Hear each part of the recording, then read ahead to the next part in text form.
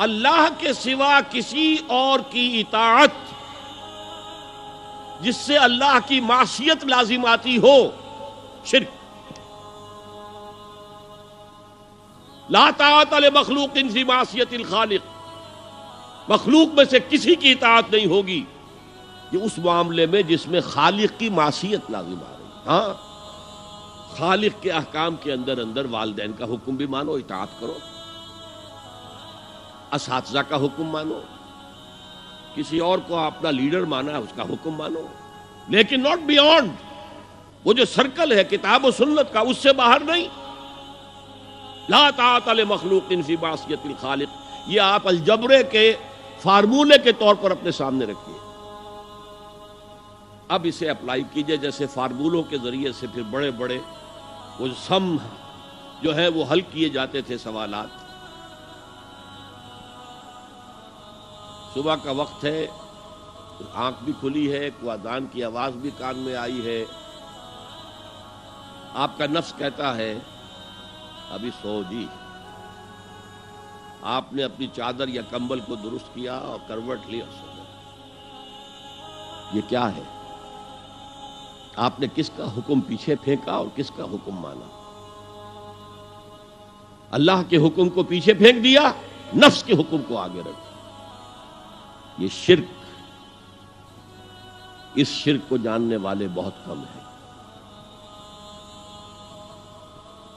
مولانا روم نے خوب کہا تھا، نفس ما ہم کم ترس فرعون نیست لیکن ایراعون نیست، میرا نفس بھی فرعون سے کم نہیں ہے۔ فرعون نے کہا تھا نا الیس لی ملک مصر وہذہ الانہار تجری من تحتی، کیا اس ملک مصر کی حکومت میری نہیں ہے؟ اور سارا جو یہ آب پاشی کا نظام ہے، انہار کا نظام ہے، وہ میرے کنٹرول میں نہیں ہے؟ جس کا چاہوں موگا کھلا رکھوں، جس کا چاہوں بند کر دوں۔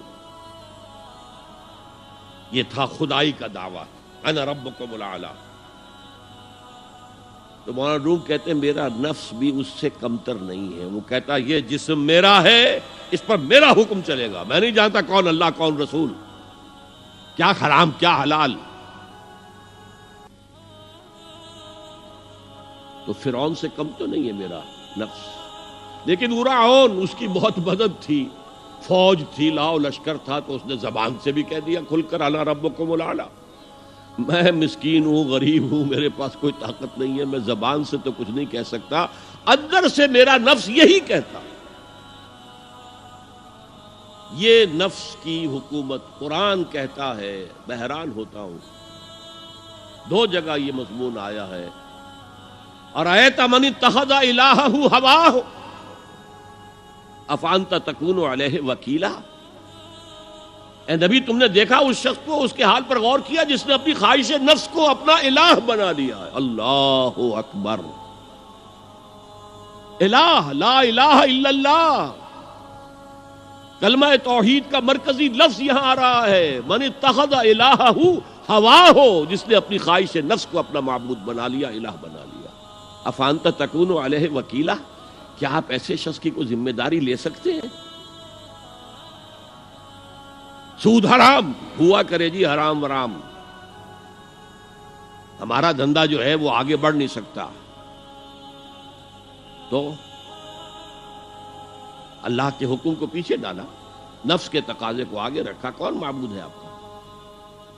نام عبداللہ رکھیے، نام عبد الرحمن رکھیے، ہے عبد النفس، نفس کے بندے، نفس کے غلام۔ یہ میں نے یوں سمجھئے کہ جیسے میں نے ہجرت اور جہاد کی ڈیفینیشنز کی تھی۔ ہجرت کا بیس کیا ہے؟ پوچھا گیا ایو الہجرت افضل ہو یا رسول اللہ، اے اللہ کے رسول بتائیے سب سے اعلیٰ ہجرت کون سی ہے، افضل؟ فرمایا ان تہجر ما کرہ ربک، ہر اس چیز کو چھوڑ دو جو تمہارے رب کو پسند نہیں۔ آج رات ہی سے آپ ہجرت شروع کر سکتے ہیں۔ جائزہ لیجئے کیا کیا چیزیں میری زندگی میں خلاف شریعت ہے، تو اللہ کو ناپسند ہے، فیصلہ کیجئے کہ آج کے بعد نہیں ہوگی۔ ہجرت شروع ہو گئی، افضل الہجرہ، سب سے افضل ہجرت شروع ہو گئی۔ لیکن ٹاپ پر لے جائیے تو یہ ہجرت جب اللہ کے دین کو قائم کرنے کی جدوجہد اس مرحلے پر آ جائے کہ اب باطل کے ساتھ ٹکراؤ ہے